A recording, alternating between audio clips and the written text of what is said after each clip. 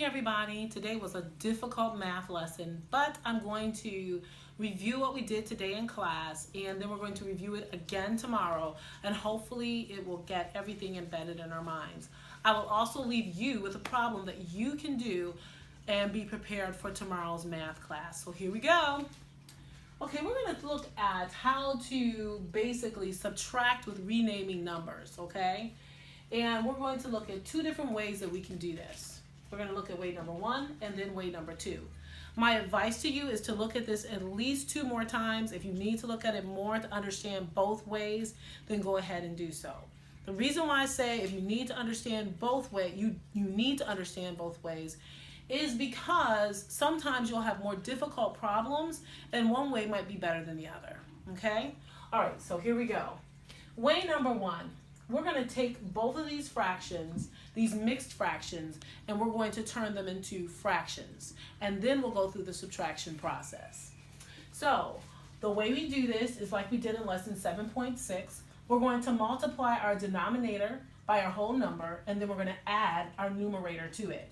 So we're literally going to say 3 times 3 is 9 plus 1 is 10. And we put that number on the top, and then of course our denominator remains the same. We're going to do the same thing for our next number, and we're going to say 3 times 2 is 6 plus 2 is 8, and that will be over 3. Then we will go ahead through the subtraction process, and we will subtract 8 from 10, and that will leave us with 2 as our numerator, and of course our denominator remains the same. That's one way that we can solve the problem. But also, let's look at way number two.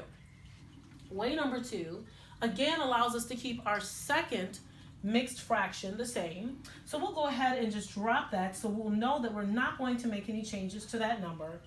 And then we're going to take this and we're going to remove one of our whole numbers from our whole number and add it to our fraction. But the point is, how do we do that? Well, we first of all need to understand what our whole number is doing. Our whole numbers are literally saying, in this particular case, 3 over 3 plus 3 over 3 plus 3 over 3. How do we know that? Well, we look at our denominators, which are 3. One whole would be 3 over 3. And so therefore, we're going to take one whole away from this 3 right here, making that 3 a 2, and we're going to add it to our fraction, and we're literally saying 3 over 3 plus 1 over 3, and that will equal 4 over 3. We do not want to, however, forget to bring down our whole number that is left. Once we do that, we can go through the subtraction process, and we'll take 2 away from, you've got it, 4, which leaves us with 2, and then we keep our denominator the same. 2 from 2 leaves us with 0. We're not going to put 0 there, and so now our fraction, or our answer, is 2/3. Now, you may have problems where you'll see, for example, a whole number sitting off by itself, and then you might see another fraction. Maybe I'll have 2 and 1, or not 1, but 4/5.